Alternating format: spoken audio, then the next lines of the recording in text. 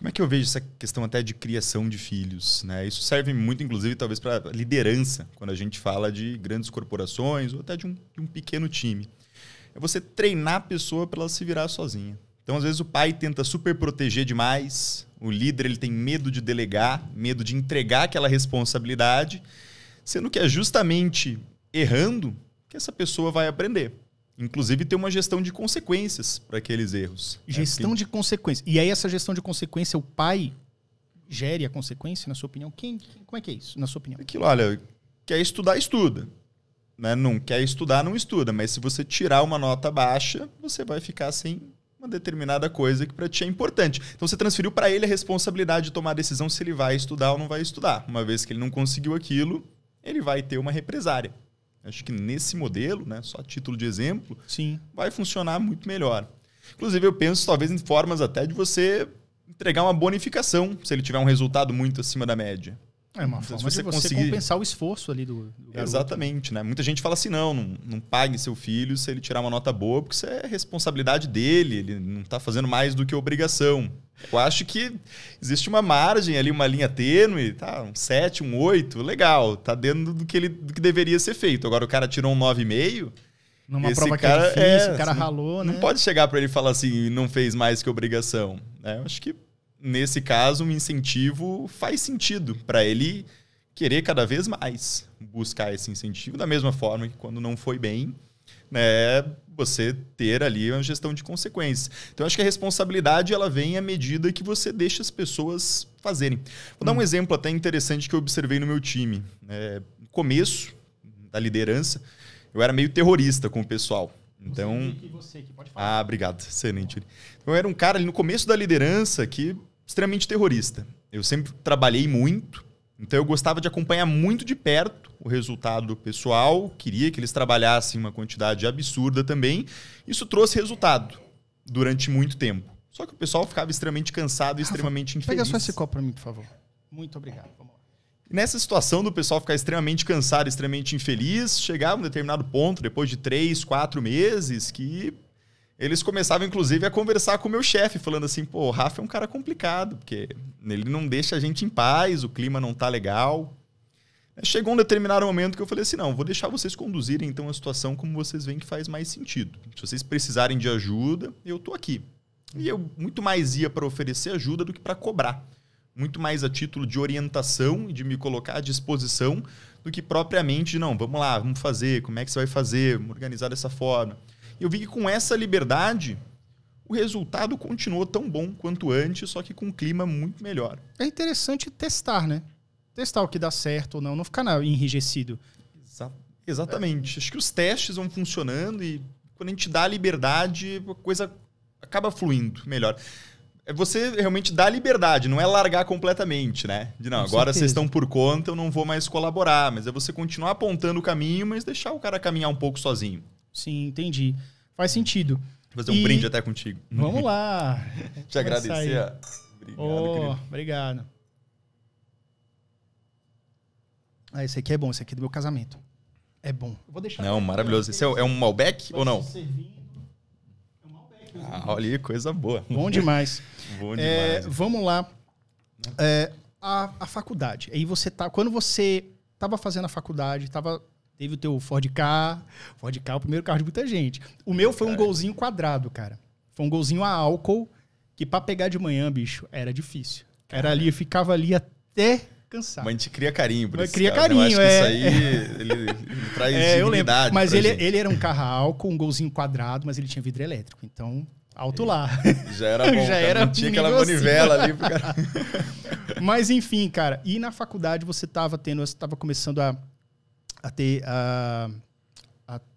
começar a galgar os seus horizontes. Tipo assim, beleza, como garçom tô tirando tanto, e aí você começou a se interessar pela questão da finança quando você entrou lá na empresa. Você já estava formado? Na verdade, até a questão das finanças veio um pouco antes. Antes, né? Eu, com 7 anos de idade, por algum motivo, eu já gostava de acumular recursos. Talvez até um hábito um pouco acumulador em outros aspectos. Né? Mas simplesmente, para mim, eu senti que se eu guardasse qualquer recurso, um chocolate que você ganhava de Páscoa, aquilo rendia para mim 1 mês, 2. Rapaz. Quando eu sentisse vontade de comer, eu teria.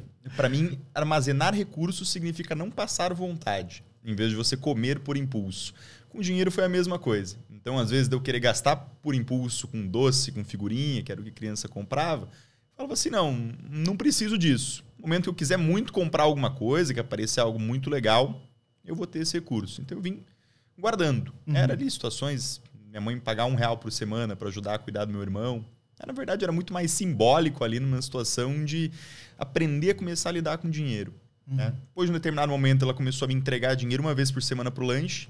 E aí ela me passava a seguinte escolha. Você pode comer o seu lanche, como você pode escolher ficar com fome naquele dia e guardar o dinheiro. A decisão é tua. E valia a pena?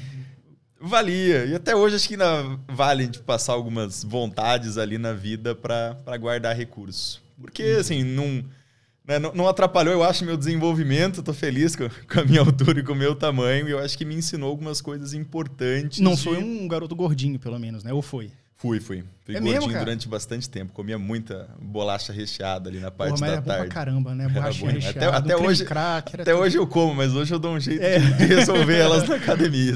Isso. É que ele entra de um lado, tem que sair de outro. Tem que sair na academia, entendeu? Exatamente. Mas ali ao longo da juventude, sempre fui guardando.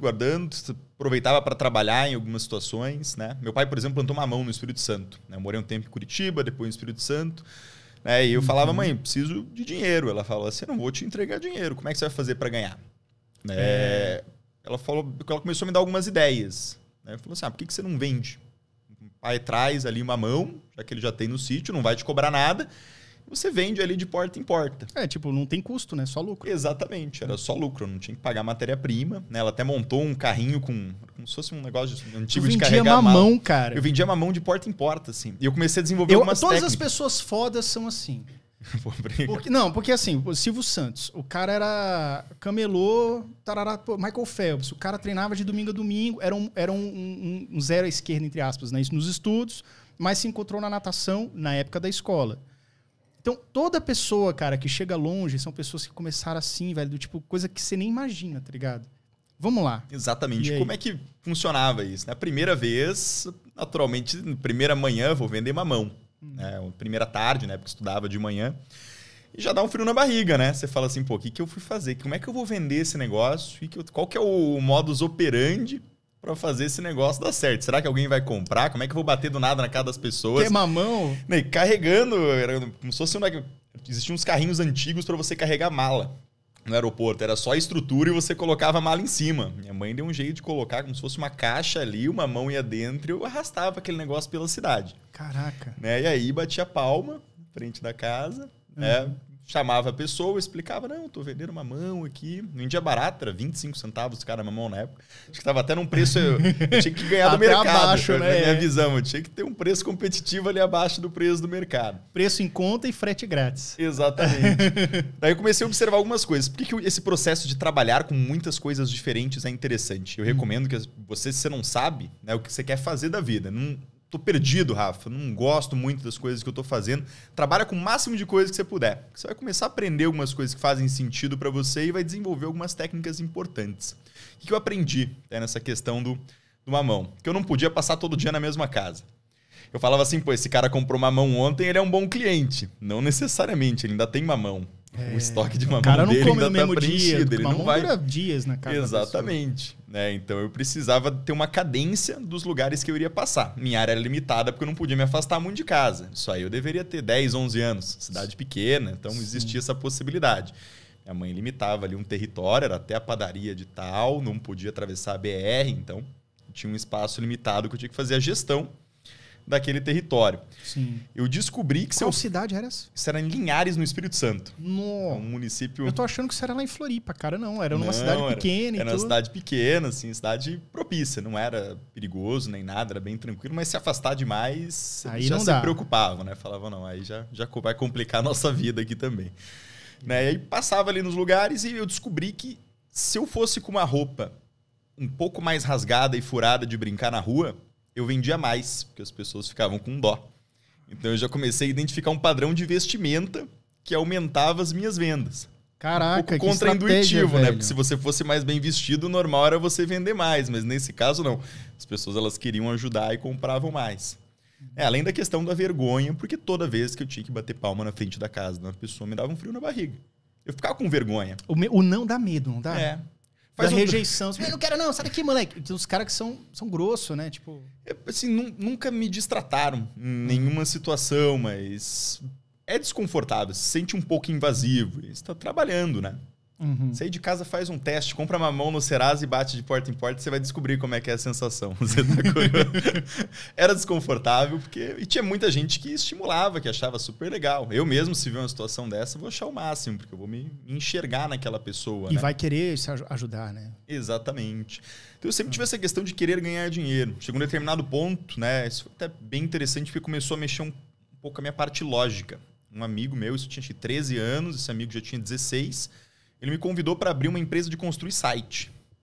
Isso há 15 anos atrás. Então, nossa, isso era uma era coisa... HTML, PHP e MySQL ali. Uhum. Aprendi a programar um pouco em cada uma das linguagens. Web design nunca foi meu forte, então essa parte não tinha como fazer, ficava feio de qualquer forma. Mas ficava amadorzão, né? Padrãozão. Exatamente, mas era aquela parte de bater de porta em porta, oferecer o site para vender. A gente chegou a fazer uns 3 sites ali na época. Deu um dinheiro interessante. Acho que vendi ali por 300, Quantos anos você tinha reais. nessa época, mais ou menos? Eu tinha 13. Mas esse meu colega já tinha 16. E eu nunca entendi porque pessoas inteligentíssimas sempre se aproximaram de mim. E a minha impressão que eu tinha é que eu não tinha muito a oferecer. Mas por algum motivo aquelas pessoas queriam fazer negócio comigo. E a coisa, no final das contas, funcionava. Eu ajudava, corria atrás. A gente conseguiu fazer alguns negócios. Depois eu acabei me mudando e não deu para dar continuidade na empresa, né? Uhum. Mas foi nesse momento que talvez eu tomei uma das decisões, né, que a gente pode entrar dependendo num dos pontos ali que são os all-ins da vida, né? Esse foi um dos primeiros all-ins que... Porque, na verdade, você estava estudando e não tinha muito o que fazer. Eu acho que você fazia isso nas horas vagas. Por exemplo, você estudava de manhã e de tarde você vendia mamão. Isso, exatamente. Né? E depois a situação do site, já tinha ali 13, né? O mamão foi com uns 11, com uns 13... Resolvi... Sim, uns 13. Você ainda fazia na hora vaga. Isso, era em casa ali, só que eu não tinha computador para fazer isso. O computador lá de casa não funcionava muito bem. Entendi. Eu tive que zerar minha reserva de emergência, o dinheiro que eu guardei dos 7 anos até os 14. Então, metade do dinheiro da minha vida. Na verdade, todo o dinheiro que eu tinha guardado a vida inteira, porque se eu comecei a guardar com 7, eu tinha uns 13, né? E comprei ali um notebook. Eu lembro que custou R$ 1.500. Eu fiz umas contas que eu tinha uns 1.720. Sobrou uns 220 ainda que... Caraca! Eu falei, bom, agora esse troço do site tem que dar certo aqui. E agora você tinha as ferramentas para trabalhar, né? Tinha ferramenta para trabalhar e chegou a conseguir repor. Então, o notebook depois saiu praticamente ali no 0 a 0, fora a questão do conhecimento, né? Porque aprender a começar a entender algumas coisas de programação me ajudou numa parte lógica e matemática, além da questão comercial de você ter que vender, ter que conversar. Você não foi muito... até que ano você foi nessa parte do site? Você disse, cara, durou 1 ano e meio, mais ou menos, porque depois meus pais se mudaram lá do Espírito Santo. Aí já não fazia mais muito sentido. Continuar à distância, não tinha esse negócio de home office e tudo, era uma época... Não. A internet era discada ainda, não rolava ainda. Internet, um vídeo no YouTube, você demorava em torno ali de... Muito. Você ficava 45 segundos para baixar 15. Aí ele baixava os primeiros 15 e você assistia... Ampulheta. Exatamente, né? Era um absurdo, aquilo não funcionava. Você levantava às vezes 5 horas da manhã para jogar jogo online. Não funcionava direito a internet, mas já era sensacional, né?